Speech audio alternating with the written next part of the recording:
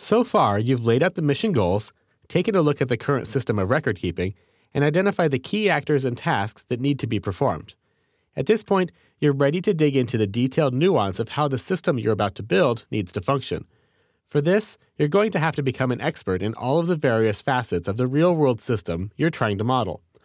What we're after here is a complete understanding of the data items that need to find a home in your new database.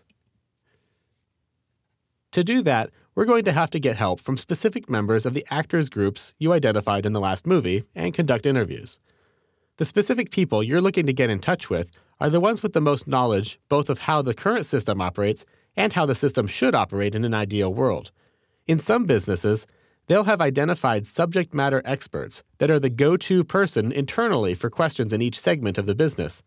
In others, it might just be a single person that has been around forever and knows every nook and cranny.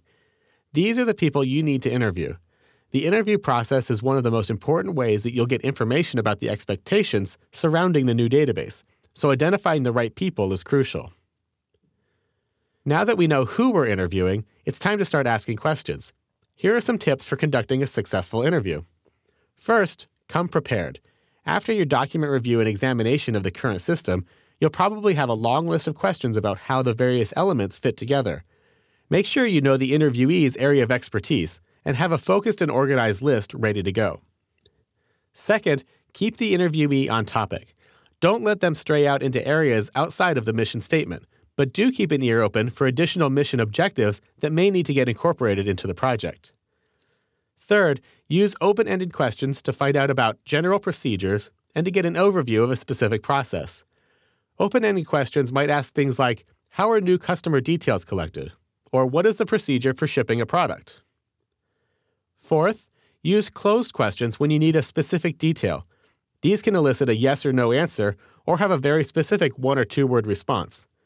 A closed question might sound something like, is there ever a need to know the customer's middle name? Or, who is responsible for printing the shipping label? These types of questions are invaluable in determining something called a business rule. Business rules are the formal or informal constraints that are put into place by the organization and describe how the data must be structured or limited. They can be written down in a standard employee manual or simply something that everyone within the business implicitly understands. It's your job, through document review and the interview process, to find out what these business rules are. Here's a few examples of business rules that your database can help enforce. Phone numbers must include the area code. Shipping dates must be on or after the order date.